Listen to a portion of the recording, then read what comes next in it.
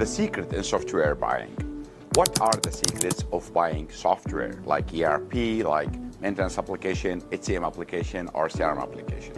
This is Bahaa Al Thibyan. I'm the founder and the CEO of Titanium Consulting Group. We are a digital transformation consulting group based out of Saudi, Jordan, Middle East, and Africa. And we've been supporting clients from North America to the Far East and Australia. I'm talking to you today from the garden, from my apartment in Riyadh, and I would like to give you a couple of tips.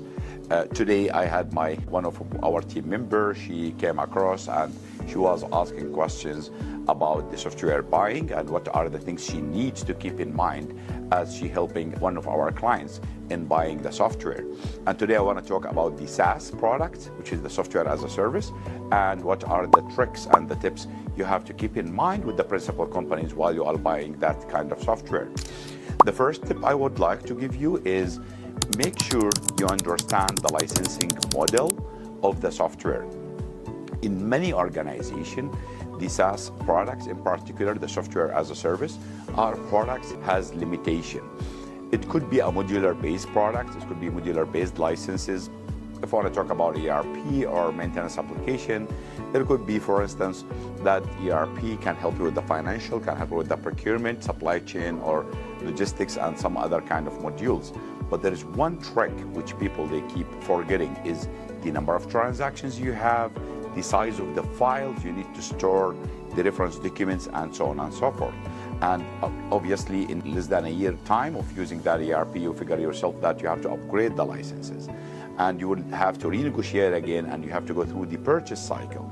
So one of the things that you need to do is you need to ask the principal company or the sales rep who's talking to you about that software is like where this license will stop me, where it will stop me of doing certain activities.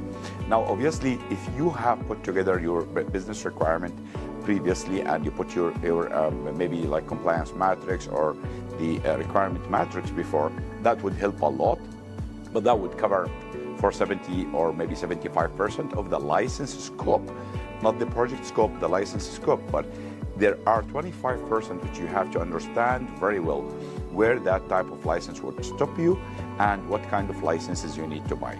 We have seen so many organizations and we have helped so many organizations to optimize the usage of their software licenses, and in many occasions we have to renegotiate again the licensing for them because they either overbought these licenses or they stuck with some limitation within these software licenses.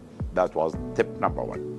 And tip number two for software buying and software licenses, you need to ask and you need to double check.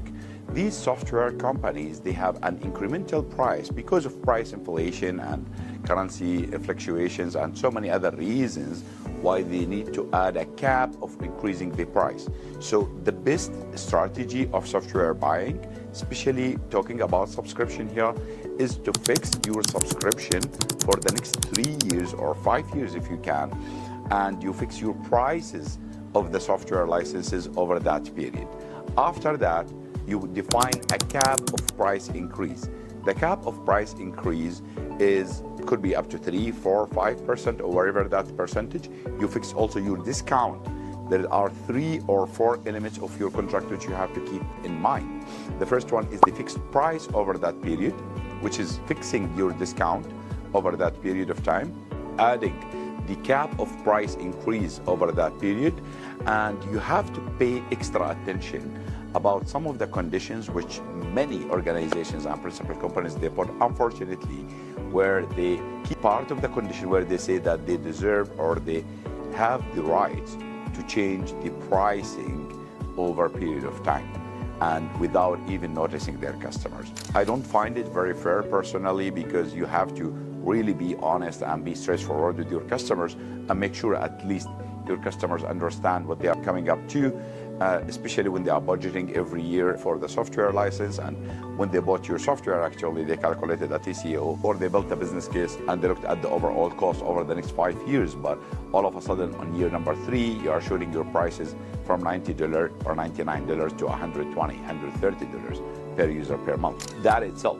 is not fair, because you left a statement in the contract just to say so. And obviously, we all know that many of the sales rep, they don't even take their customers through the contract, and they expect the customer just to go through about 50-60 pages of terms and conditions, and they want this to happen.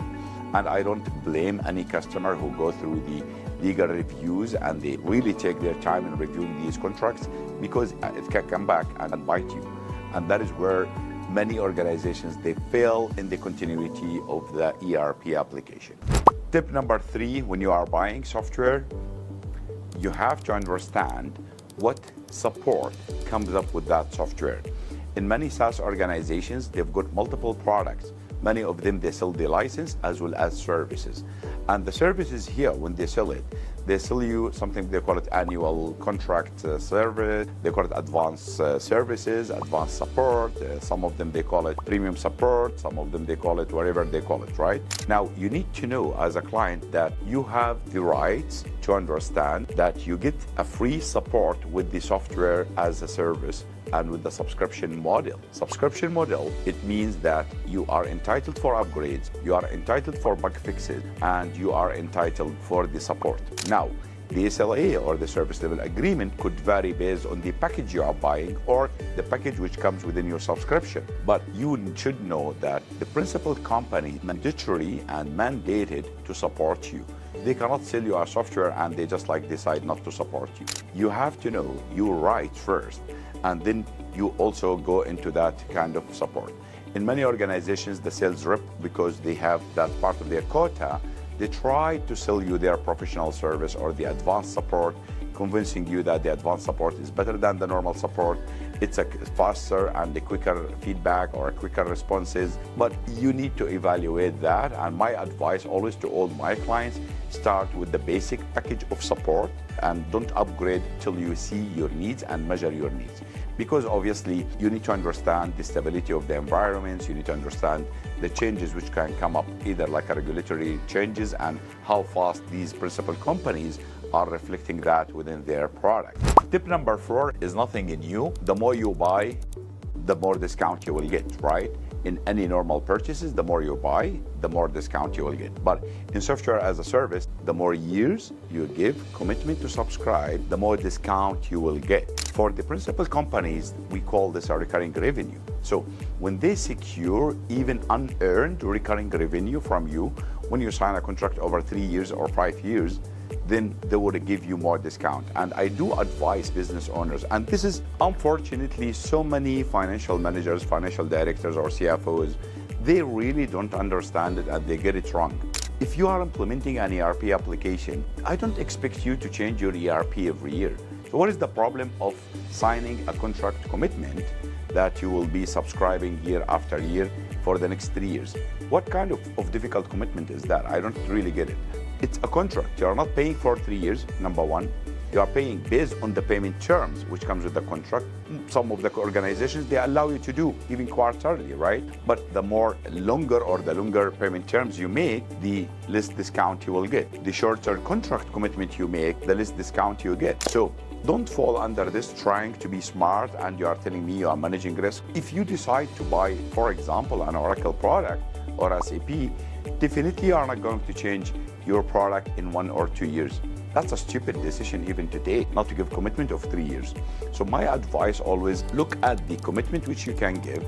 It's just a contractual commitment. You are not going to pay anything up front, but you know yourself, you should not be changing your software every year. You cannot change your mind by the time of renewal and say, well, I don't want to renew the software license. But did you prepare yourself to move from that ERP or from that system or CRM system? Many organizations, they try to be smart and they come up with the fear of changing in the management, and that is where things get stuck. And this will lead us to tip number 5. Tip number 5, make sure you understand what you are signing up for before you sign up for a contract for software licenses. There was a client who reached out to us from Kenya, and the guy was complaining and he's saying that I will be suing a company which provides CRM application for the contract which he signed, because they started asking him for collection and he signed the order. And when I talked to him, he said, I thought these licenses would come with the implementation. I said, who said so? He said, this was my understanding. I said, I'm sure this principal company, it's a very well-known product company in the market, they will not come back and say to you, you buy the software from me and then it will implement itself by itself. There is that implementation partner or the service or the professional services that you need to buy to implement the software. That is basically ABC, unless you have your internal team, which is not there. I have not seen an internal company team who can buy the license and implement it by themselves. The reason behind, the consulting firm invest a lot to develop these professional services and to develop the skills the team they need to deliver these kind of software or these kind of projects. So therefore, you always have to understand the software or the software as a service, the SaaS product, are coming with the license model, but you still have to maintain the professional services.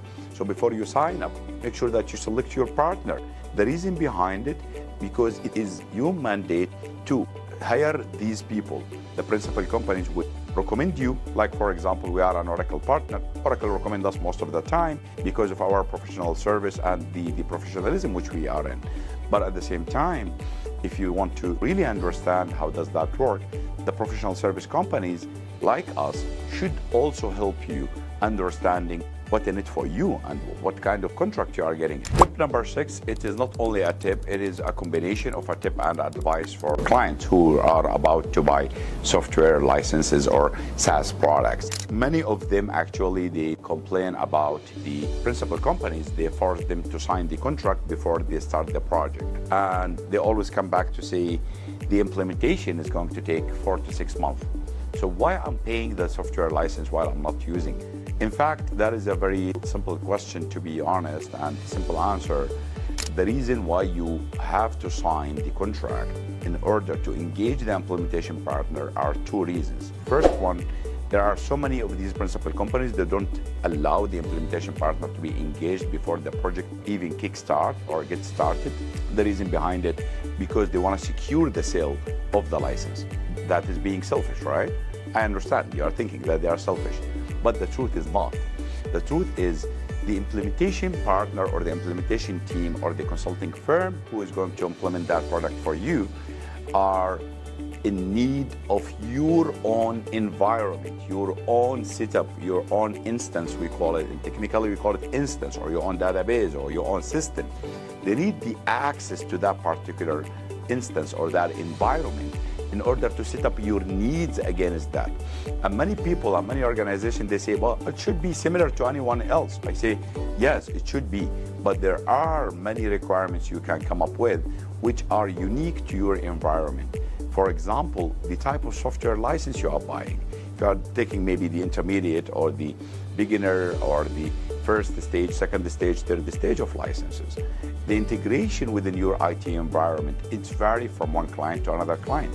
And therefore, many clients, and I have seen it a lot, they try to save a couple of thousands of dollars here and there by asking the implementation partner to implement that software at their end using their own environment and then to move that into their environment later on. And I have seen that roll out fantastically fail because of the variance between the versioning, between the environment and how it sits and integrates within your IT environment. That is where a key principles which you have to keep in mind. Thank you for watching. I hope these tips were very useful. Watch the entire video on YouTube channel. You may receive these things as reels or short videos. Please follow us, contact us. If you have any questions, reach out to my team at hello@titaniumgroups.com and they will help you and they will guide you through our business advisors, and wish you all the best and enjoy your purchases of software licenses.